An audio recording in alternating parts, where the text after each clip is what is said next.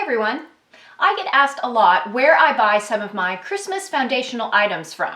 Things like Christmas trees, garland, lights, balls, etc. So I thought for today's video, I would share with you not only what I look for when I'm buying some of those key foundational items for my holiday decorating, but also some of my favorite places to shop for them. Now I realize you may not have all of these stores local or easy to use, but these are typically pretty ubiquitous stores, at least across the US, or have online sites that you can order from. Although I of course do buy items from other stores, if they're niche stores or aren't widely accessible, I didn't include any of those items. I'll be sure to include links to as many items as I can, so just check the description box if you'd like to go see some of those items on the websites for yourself. But I hope you like this video. If you do, please be sure to give it a thumbs up and also subscribe and hit that notification bell if you haven't already so you don't miss out on any of my future videos. But now let's go ahead and jump right into it. So the first category is going to be around greenery, and the most obvious choice with greenery is Christmas trees. And I get asked probably more than anything about where I get my Christmas trees from.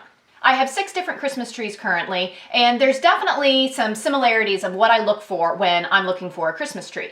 First, I do prefer artificial trees. They're just a lot less messy and they offer me the control and uniformity that I'm looking for. Second, I like to start with a pre-lit tree. Even though most of the time pre-lit trees don't offer as many lights as I want on my tree total, it gives me a great place to start so I have less lights that I have to add on my own. What's really nice with some pre-lit trees, if you can find it, are the trees where when you snap the different pieces together, so for instance you take that second section of the tree and snap it onto the pole to the first, some of the newer trees actually have the electrical connection in the pole so that you just put it in place and the lights for the next section automatically come on. That's a really nice feature if you can find it. Some of my Christmas trees have that, not all of them do. The next thing that I look for in an artificial tree is one that is not self-fluffing. Now that may seem a little bit weird, why not get a self-fluffing tree? And that's just a personal decision for me. I prefer a tree that gives me, once again, more of that control. Self-fluffing trees a lot of times don't allow you to bend or flex the branches as much as non-self-fluffing ones do. But obviously if fluffing is not your thing and you are not that nitpicky about it, self-fluffing is a great way to go. In terms of the shape, I also prefer slimline trees. All of my trees in my home, whether they're 7, 9, or 12-foot trees, are slimline trees. One, because I just like the shape of that, but 2, I also find that they fit into the existing decor a lot better because, of course, I don't just have bare spots in my home for most of the year for the 2 months where I have a Christmas tree up. I am incorporating it into the existing stuff that I have there, and slimline trees just do the best job of that. My favorite place to buy Christmas trees is from At Home, and I think 4 of my 6 Christmas trees come from At Home, and then whenever I'm helping my family buy a Christmas tree that typically I end up decorating, I always have them get one from At Home as well. I just think they're really good value for what they are. My favorite Christmas trees from At Home include C6, which is a 7-foot tree, pre-lit, just regular green tree, and then my 12-foot tree, because I get asked all the time where I found that behemoth at, is C34 from At Home as well. The next item in the greenery category, of course, is going to be garland. And of course, I like to use garland for the railings on my balconies or banisters on my stairs, on my mantle, but also I sometimes cut up garland, such as on a green tree that I wanted to make look flocked. I took a flocked garland, cut it up to add it into the tree so it looks flocked. A lot of times for pre-lit garland, such as this one, I like to buy it from At Home. This is a 9-foot pre-lit garland that costs $20 regular price. So At Home is my favorite place for just kind of your regular garland, whether they're pre-lit or not. For specialty garland, or garland that has a little bit more embellishment to it, my favorite place to get that is from Hobby Lobby. And here's an example of a 9-foot garland that I bought from Hobby Lobby a few years ago. It's unlit, but it has different types of greenery and things already on it, so you could actually use it on its own without adding anything else to it if you want. And of course, the great thing about shopping at Hobby Lobby is they very frequently run 50% off sales on all of their Christmas decorations. So if something's not on sale this week, just wait till next week and it'll probably be 50% off. And if there's an item you just can't wait on, if you download the app, they always have a 40% off coupon that you can use on one full price item. So I love Hobby Lobby for more of the special types of garland. The next category of basics are items that you then put on your greenery. So the first for me is lights. And as I mentioned earlier, even with pre-lit trees, I typically find that it's not enough light. So I do find myself adding lights to pretty much any tree that I put up, and sometimes garlands. My favorite types of lights to add are twinkle lights. And these just work great, especially if you put them towards the inside of a tree, to give a little bit of a glow and really just make the tree look like it's shimmering in the sunlight. Sometimes it can be hard to find twinkle lights, so I did find a really neat set from Amazon that offer a bunch of different functions, including a twinkle setting, and they come in a 105-foot length with 300 lights per strand, and that's really enough to do for a lot of different scenarios, including one 7-foot tree, or you could probably even make one strand work on a 9-foot tree if you used them sparingly. The next embellishment or decorating basic that I use on a lot of my greenery would be ribbon, and that's either to make bows to go on the top throughout the tree or to use basically as garland. Whenever I'm using ribbon to make bows, I do always look for ribbon that is wire edged, and that's because that's going to give it the flexibility to be able to bend and really keep its shape best. I also like to get ribbon in varying widths, so if I'm putting together one tree or one garland with ribbon, then a lot of times I like to use more than one type of ribbon, and then I will combine different widths or different colors, so that way I have some interesting visual variety. My favorite place to get wire-edged ribbon is going to be from Hobby Lobby or at home once again.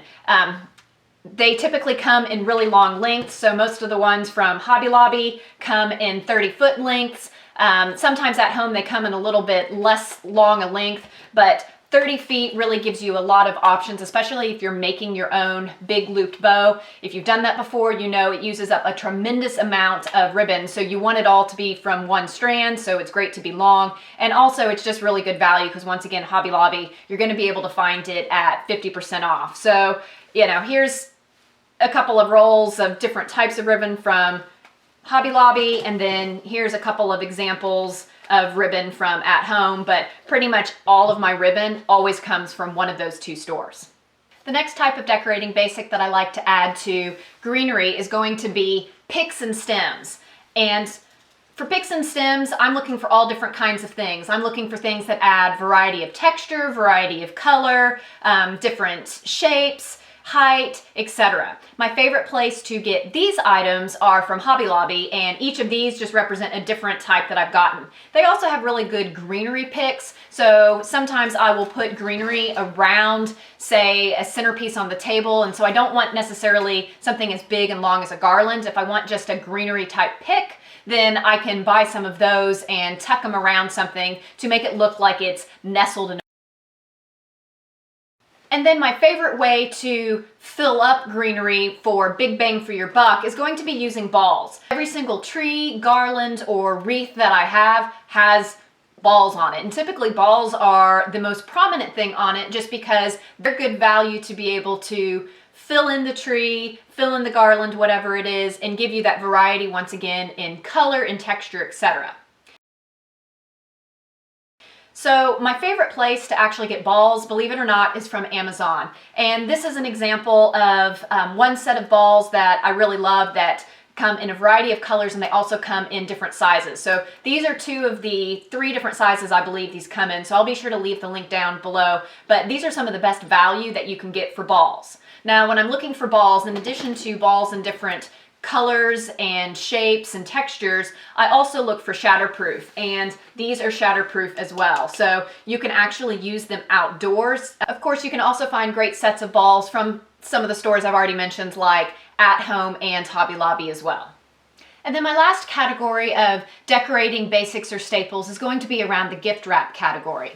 And so for gift wrap, what I like is actually wrapping paper. I rarely ever use gift bags, although there's no shame in doing that. I just enjoy wrapping gifts and making bows and all of that, and so that's the way I prefer to do it. For gift wrap, there's a few things that I look for. One is I do like to get rolls, so I can get something that's very long. And I also love gift wrap that has the grid on the inside. It just makes it really easy to cut in a straight line and also line up the gift so that you'll be able to meet it up once it goes all the way around. I'm also a little picky on the weight of the gift wrap. I don't actually want things in too heavy of a weight because I like to use invisible tape to stick down the gift wrap, and things that are in too heavy of a weight have a harder time sticking down and staying down. That's also the same on gift wrap that has a lot of flocking or embellishment of glitter, whatever it is, on it. So my favorite place to get gift wrap that I know is going to be a good weight that I like and is going to have that grid is from Hobby Lobby. But I do also get gift wrap from a few other places as well. I also like to get gift wrap from Target. Each year they have really good sets that kind of coordinate well with each other, so you can create kind of a color story with your gift wrap. And so I've gone through each year and kind of done some different things, and these are just a couple of examples from Target.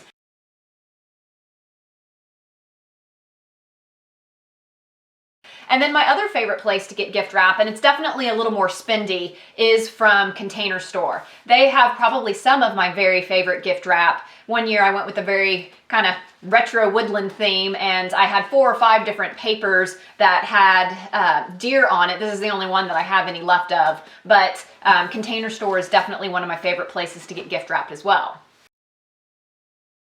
And then of course, when it comes to gift wrap, once you've wrapped the gift, a lot of times you like to put on a bow. And so for bows, once again, I love to use wire-edged ribbon to be able to make all different types of bows. So this is an example of something that's not really a bow, but just a bunch of random pieces that I cut and kind of scrunched, and because it's got that wire edge rim, it just allows it to almost look like a flower that sits on top of the box. But you can also use simpler ribbon and do simpler bows. And this is not wire edged, and it still just is a very simple, nice satin bow that looks really nice on a present. So my favorite place, once again, to get ribbon is going to be from Hobby Lobby or at home. So there you have all of my Christmas decorating basics or staples that I use to help make my home look beautiful during the holidays. Did I miss any categories that you would like to see? If so, leave me a comment below and I'll try to respond back with information on that or add it to a next video. But I do hope that you found this video helpful. If you did, please be sure to give it a thumbs up and subscribe and hit that notification bell if you haven't already. Otherwise, I hope you have a very happy holiday season, and until next time, bye.